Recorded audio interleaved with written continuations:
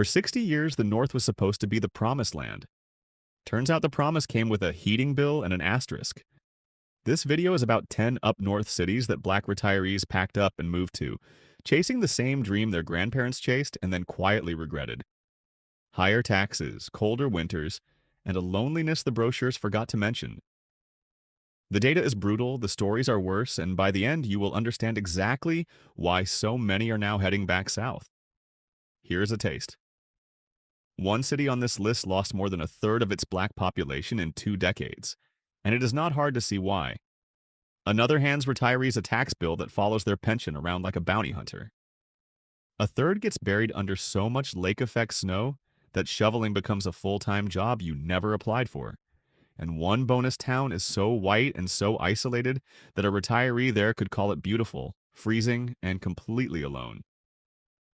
If any of that sounds like your city, do not panic. Just subscribe so you can be sad and informed at the same time. Let's start the countdown at number 10. But this story does not really start with snow or tax form. It starts with a promise. Starting around 1910, roughly 6 million black Americans left the South during the Great Migration, chasing factory jobs and a shot at a fair life in northern cities. For a while it worked. The paychecks were real, the neighborhoods filled up, and a generation built something out of nothing. Then the factories closed, the winters stayed exactly as cold as they always were, and the math slowly stopped adding up.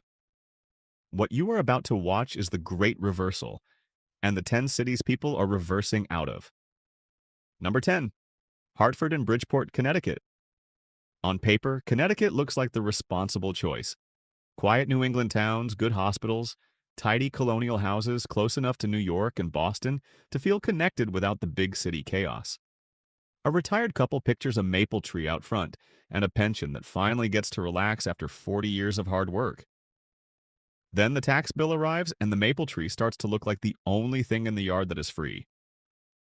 Connecticut is one of the shrinking number of states that still reaches into some retirees' social security checks, and it taxes most pension income on top of that. It also carries an estate tax, which is a polite way of saying the state would like a word with your family after you are gone. Retirement research groups that rank the best and worst states to retire in have put Connecticut near the bottom of that list, year after year. And they are not doing it for fun. At a cost of living that runs well above the national average, brutal January cold coming off Long Island Sound, and property taxes that treat a modest 3-bedroom like a luxury yacht, and you get a place that quietly drains a fixed income from every direction at once. Bridgeport in particular has landed on national worst cities to retire lists, which is a rough thing to read about the town you just signed a 30-year commitment to. And Connecticut is not some cheap outlier where the taxes at least buy you an affordable life. It is one of the more expensive states in the country to exist in day to day, from groceries to gas to heating oil, so the high taxes land on top of already high bills rather than in place of them. I mean, think about that for a second. You spent your whole career dreaming of the day the paychecks stopped being necessary, and Connecticut found a way to tax the dream itself, tax the pension, tax the benefits, and then bill the house for standing there. So, yeah, not great. There is a reason so many of these retirees do not stay long. And this next city takes the exact same money problem and buries it under a foot of snow. Number 9. Rochester, New York. Rochester sells itself well. Affordable homes compared to the coast, a real art scene, a proud history, and big, beautiful Lake Ontario shimmering to the north. A retiree looks at the home prices, compares them to Brooklyn or Boston, and feels like an absolute genius for finding the deal of the century. That lake is the trap. Lake Ontario is a giant snow machine, and Rochester sits directly in the blast zone. In a normal winter, the city gets buried under roughly 90 inches of lake-effect snow, and some winters climb well past 100. Now, the snow does vary. A mild season a couple of years ago dropped less than 50 inches on the city, which is the kind of statistic a realtor will absolutely mention while conveniently forgetting the 10-foot years. On average, that is not a scenic dusting. That is 8 months of your life spent negotiating with a driveway that keeps winning. Now, stack the taxes on top of the snow. This is New York, and according to Wallet Hub's analysis of tax burden by state, New York carries the costliest state and local income taxes in the entire nation. New York taxes most retirement income, including pension distributions, with only a partial exemption. So you are out there shoveling 90 inches of snow off a house. You are also being taxed handsomely to live in a state that treats your retirement account like a fresh paycheck. That is the kind of number that makes accountants cry. You came for the affordable house, and the state quietly attached a lifelong subscription fee to your golden years. For a black retiree, there is an extra layer that the price tag hides. Rochester is a Rust Belt city that has been losing population for decades, and the community you moved for can shrink out from under you while you are still unpacking boxes. And that exact story, the vanishing community, is waiting for us at the top of this list. Speaking of the cold doing real damage, the next city does not just snow on you, it freezes you all the way to the bone. Number 8. Minneapolis, Minnesota. Everybody loves to praise Minneapolis. Great parks, a strong food scene, clean, progressive, organized, bike lanes for days. And it is all true for about 4 months a year. The other 8 months, Minneapolis is quietly auditioning to be the surface of a distant, frozen planet where joy goes to hibernate. We are talking January average lows sitting around 7 degrees, with regular dips well below zero and wind chills that turn a walk to the mailbox into a survival exercise. For a younger person, that is a fun story to tell at parties. For a retiree with arthritis, high blood pressure, or a heart condition, that cold is a genuine health hazard that keeps you locked indoors for half the year. The isolation of a Minneapolis winter is not a poetic metaphor. It is a real thing that happens to real bodies, and it hits older bodies hardest. And then, because the deep freeze was not punishment enough, Minnesota reaches for your wallet with cold hands. Minnesota is one of the few states in the country that still taxes some Social Security benefits, and it taxes most other retirement income too, at rates that climb as high as 9.85%. There is also an estate tax that kicks in on estates over $3 million. Cold outside? Cold in the tax code. Cold comfort all around. If you are wondering how a place this expensive and this frozen keeps landing on those glossy best places to live lists, so is everyone who actually shovels a Minnesota driveway. Those lists are written by 30-year-olds with excellent circulation and no knees to worry about. Now, before you accuse me of only picking on the weather and the taxes, the next city on this list has a much heavier story to tell, and it has nothing to do with snow. Number 7. Pittsburgh, Pennsylvania. Let's give Pittsburgh some credit first because it genuinely earns it. Pennsylvania is one of the friendliest tax states for retirees in the entire country. It does not tax retirement income after age 59 and a half. Pensions, Social Security, retirement account withdrawals, all of it comes to you untouched by the state. On the tax sheet alone, Pittsburgh should be a clear retirement win, and for a lot of people it is. But the numbers underneath the surface tell a very different story, especially for black residents. In 2019, the city's own Gender Equity Commission, working with researchers at the University of Pittsburgh, published a report that made national headlines for all the wrong reasons. It found that Pittsburgh was one of the worst cities in the country for black women across nearly every measure of livability. Black adult mortality rates in the city were higher than in 98% of comparable cities.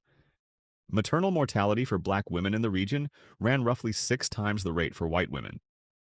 One national outlet summarized the whole thing bluntly, calling Pittsburgh the worst place for black women to live for just about every indicator of livability that matters.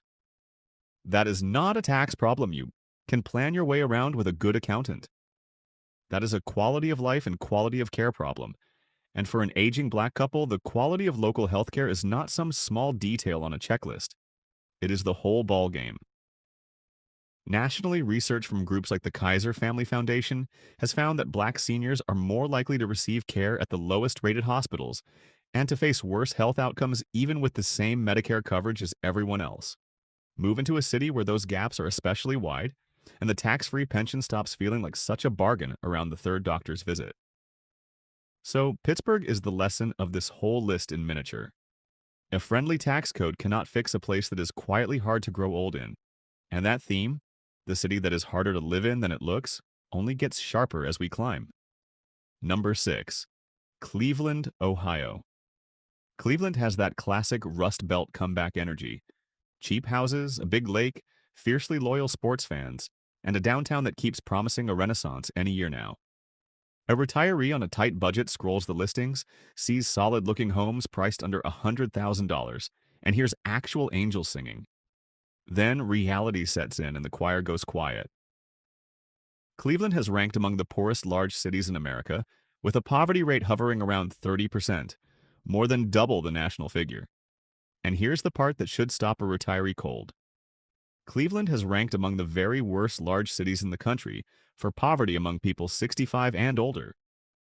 Read that again. Not poverty in general. Poverty among seniors, the exact group we are talking about in this video. When a city is that hard on its older residents as a whole, moving there on a fixed income is a gamble with genuinely steep odds. The racial gap makes those odds steeper. In Cleveland, black residents are significantly more likely to live in poverty than white residents, close to twice as likely, and the city's black neighborhoods have carried the heaviest weight of decades of factory closures and disinvestment. Move in expecting a warm, established, thriving community, and you may land in a part of town the so-called recovery quietly skipped over. Oh, and the lake that looked so gorgeous in the listing photos?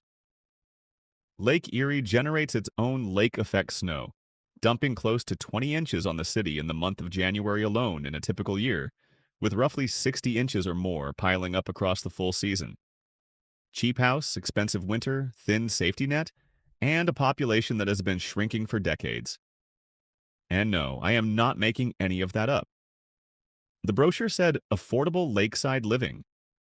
It just never mentioned which two of those three words were doing all the heavy lifting. You are halfway through the list now, and if you are finding this useful, this is the part where I gently remind you that the subscribe button exists, and that it is very, very lonely down there. Go ahead and hit it and smash that like button while you are at it, or I will simply assume you enjoy overpaying for property taxes in the snow. Now back to it, because the story only gets heavier and colder from here. Number 5. Buffalo, New York. Buffalo is affordable, welcoming, and genuinely charming. Buffalonians are some of the warmest, most down-to-earth people in America, which is a very good thing, because the weather is doing absolutely everything in its power to freeze them solid. Buffalo sits at the wrong end of Lake Erie, and it collects roughly 85 to 95 inches of snow in an average year. But averages hide the real horror. This is the city where a single day once dropped nearly 34 inches of snow at the airport back in 1995. This is the city where the December 2022 blizzard buried entire neighborhoods, trapped people inside their cars and their homes for days, and killed dozens of residents. Snow that serious is not an inconvenience for a 70-year-old. It is a life or death event. When the storm hits and the plows physically cannot reach your street for 2 days, a fixed-income retiree with no family nearby is in real immediate danger.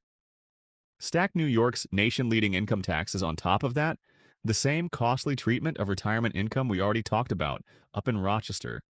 And Buffalo becomes a place where you pay premium state taxes for the privilege of digging your own car out until sometime in April.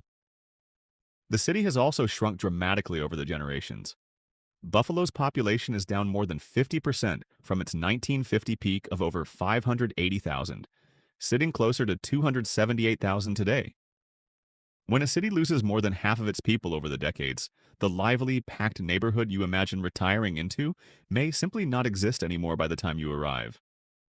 Buffalo has heart and it has wings, and it will feed you well. But heart does not shovel the driveway at 6 in the morning, and chicken wings do not lower your tax bill. And if you think 90 inches of snow sounds rough, wait until you meet the city that holds the actual national record. Number 4, Syracuse, New York. Congratulations, Syracuse. You did it. Among large American cities, Syracuse is routinely the snowiest, full stop, no debate. Using NOAA's official climate normals, the city averages well over 100 inches of snow a year, and by some full-season measures from the Regional Climate Center, that normal climbs toward 128 inches. That is more than 10 feet of snow every single year as the baseline expectation. Not the disaster years, the completely normal, unremarkable ones. Picture this. You retire somewhere hoping to slow down, and the city hands you 10 feet of snow annually as the standard welcome package. Every storm becomes an unplanned workout. Every sidewalk becomes a hazard with your name on it. And every single winter becomes a quiet test of whether your body can still do what it comfortably did at 40. For an older adult, that is the whole difference between an active, mobile retirement and one spent staring out a frosted window from October straight through to May. And of course, this is still New York State. So Syracuse retirees get the snowiest winters in the entire country and the costliest income taxes in the entire country wrapped up in the same painful package with a bow on top. It is a genuinely remarkable combination when you sit with it. Nowhere else on the planet can you be this frozen and this heavily taxed at the exact same moment. That is either incredibly hardcore or incredibly avoidable, and just about everyone who actually moves there eventually decides it was the second one, which is a big part of why the migration keeps flowing hard in the opposite direction, toward the sun and the lower tax states.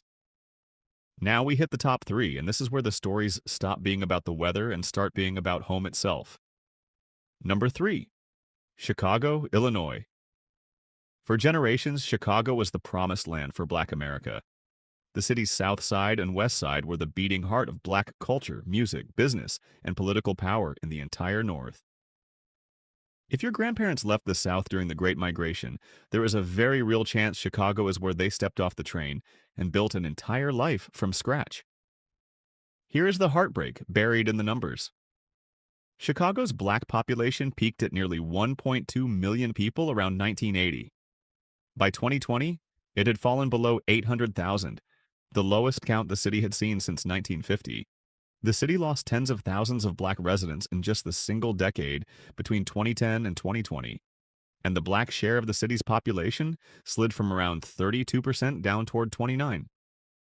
Reporting from local outlets like WBEZ found something even darker underneath that decline. The neighborhoods that lost the most Black residents were also the ones hit hardest by gun violence and job loss, with a large majority of the city's shooting victims concentrated in exactly those emptying out tracts. So, a retiree who moves back to the old neighborhood expecting the warm, crowded, familiar community of their childhood memory can arrive to find it hollowed out and struggling. The money situation does not offer much rescue either. Illinois does get one big thing right. It does not tax retirement income at all, which is a genuine, real plus worth saying out loud. But the state quietly claws it right back through property taxes that rank among the highest in the entire country, near 1.9% effective, plus a cost of living that runs well above the national average and a state estate tax, patiently waiting at the finish line. So, Chicago gives with one hand and takes firmly with the other. The pension arrives. Tax-free, but the house it sits inside gets taxed like a downtown mansion, and the community that made the whole city worth moving to has been thinning out for 40 straight years. In a lot of cases, people say they left Chicago. The harder truth is that Chicago, or at least the Chicago they loved, left first. And the city just to the east of that story took the exact same collapse and somehow managed to make it even more extreme. Number 2. Detroit, Michigan. Detroit is the ghost of the Great Migration's single greatest promise. This was the city of good union wages, of Motown, of a proud Black middle class that owned homes and cars and a real, tangible piece of the American dream. All of it built on the roar of the auto industry. For a Black retiree, Detroit is not just another city on a map. It is a symbol of everything the move north was supposed to deliver, which is exactly what makes the numbers so painful to say out loud. Detroit's population fell from a towering peak of about 1.85 million people in 1950 to just 639,000 by 2020, dropping it all the way down to the 26th largest city in the country. And the Black community bore the absolute brunt of that exodus. According to census analysis, Detroit lost the most Black residents of any city in the entire country. Between the year 2000 and 2020, roughly 295,000 people, more than a third of its Black population, gone in just 20 years. The Black share of the city slipped from over 82% down to around 77%. On top of that hollowing out, researchers at the University of California, Berkeley's Othering and Belonging Institute, have repeatedly ranked Detroit among the most racially segregated cities in all of America. Now, Michigan does deserve real credit here. The state is phasing out its tax on most retirement income starting in 2026, which is a meaningful improvement for anyone retiring there soon. But no tax break in the world fixes a city that has lost this many people and this much of its foundation. Move in expecting the vibrant Detroit of Motown and its golden era, and you may instead find whole blocks where more houses sit empty than occupied. Detroit will rise again. Plenty of smart people are betting real money on it. and there is genuine energy downtown right now that you can feel.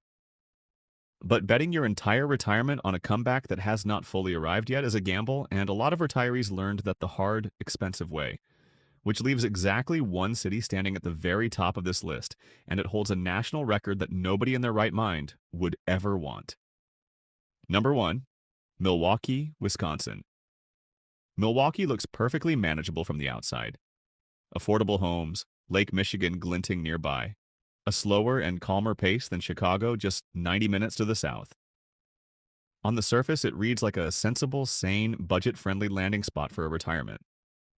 Underneath that surface, though, Milwaukee holds a single distinction that quietly shapes almost everything about daily life there.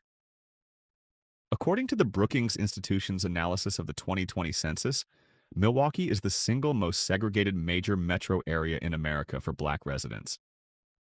Researchers measure this with something called a dissimilarity index, and Milwaukee scores a 78. As demographer William Fry put it, Black segregation levels across big metros range from a low of 36 in Honolulu all the way up to 78 in Milwaukee. That 78 means roughly 78% of residents would have to physically pack up and move for the city's neighborhoods to be evenly integrated. It is the highest score of any large metro in the country. In plain, honest terms, Milwaukee is a city built around invisible walls. For a Black retiree, that segregation is not some abstract academic statistic on a chart. It shapes which neighborhoods you can comfortably live in, where the good resources and hospitals actually are, and how deeply isolated you end up feeling once the moving truck pulls away. Wisconsin also carries a long, well-documented record of some of the worst racial disparities in the entire nation across income, incarceration, and home ownership, where Black home ownership in the city sits under 30%, while white home ownership runs closer to 60%. Let me tell you about one real family, because they say all of this far better than any statistic on a screen ever could. National Public Radio once told the story of the Barrières. Iliska and Wellman Barrière were a retired couple who had moved up to Milwaukee back in 1962. Wellman worked for years as a railroad electrician. They raised their whole family in a city their daughter would later describe, without hesitation, as deeply segregated. Eventually, that entire family picked up and migrated down to suburban Atlanta, and their daughter Karen described the difference between the two places this way. In Atlanta, she said, you go to nice restaurants and events, and you just see so many Black people, and that simply was not the case up in Wisconsin. Her husband put it even more sharply. In Milwaukee, he said, if you saw a Black man driving a Mercedes, the first thing people assumed was that he had to be a drug dealer. In Atlanta, it was just a man driving a nice car and nobody blinked. That right there is the whole video in one family's story. It was never that these northern cities are evil or that the people in them are bad. It is that the promise slowly ran dry, and the community, the warmth, and the sense of belonging that people were really chasing all along had quietly packed up and moved somewhere else. And now for the bonus round, because every one of the 10 cities above at least had a real Black community to lose. These next few towns barely had one to begin with. Consider Fargo, North Dakota, where January lows flirt with 0 degrees, and the city is around 80% white, with a Black population under 9%. Consider Portland, Maine, lovely and coastal and endlessly photographed, sitting in a state that is roughly 90% white, with a Black population under 2% statewide, and the oldest population of any state in the country. Consider Burlington, Vermont, gorgeous and progressive and so expensive that the average home value pushes well past $500,000 in a state that still taxes some of your Social Security. And consider Duluth, Minnesota, which collects up to 80 inches of snow a year straight off Lake Superior, in a town that is overwhelmingly white from end to end. Move to any of these as a Black retiree and you may well find the scenery genuinely stunning, the winters completely merciless, and the nearest real community a long, cold drive away. The problem is not that the neighbors are unfriendly. The problem is finding a church, a barber, a hair salon, a corner store, or a single familiar face that reminds you of home and realizing the closest one might be in another city entirely. Beautiful, freezing, and alone. So where is everybody actually going instead? South. And this is not a hunch or a vibe, it is one of the single biggest demographic stories in all of modern America. Researcher William Fry at the Brookings Institution has spent years documenting what he calls a new Great Migration. Black Americans reversing the exact journey their grandparents made a century ago and returning to the South in enormous numbers. In one recent year, the South accounted for a staggering 94% of the nation's entire black population growth. The share of black Americans living in the South has climbed steadily from 53% back in 1970 up to 57% in 2020, and it is still rising today. The top destination states have been Texas, Georgia, and North Carolina, and Metro Atlanta's black population has grown fivefold since 1970, now leading every single metro in the country for black in-migration and sitting a full 40% larger than Chicago's. This return is not new either. Take Charles and Barbara Owens, a couple who left the South as young people back in the 1950s, chasing the same Northern promise as everyone else, and then chose to come right back south to retire in South Carolina. Charles put the whole appeal in one plain sentence. The dollar, he said, goes so much farther here. Barbara kept it just as simple. She liked the quietness and she liked the friendliness. That is the entire reverse migration in two sentences from two people who actually lived it. They are all going for the warmth, for the lower taxes, for the cheaper homes, for family, and most of all, for community. Places like Atlanta, Charlotte, Houston, and the Carolinas offer the one thing those cold northern cities quietly stopped offering somewhere along the way: a genuine sense of belonging at a price you can actually afford on a pension check. The North was the promised land for one generation. For the generation retiring right now, the promise simply moved. And honestly, the smartest thing you can possibly do before you relocate for your final chapter is to look straight past the pretty listing photo and ask the three real questions. How cold is it really in February? How high are the taxes on my pension and my benefits? And will I actually find my people there, or will I end up beautiful, freezing, and alone?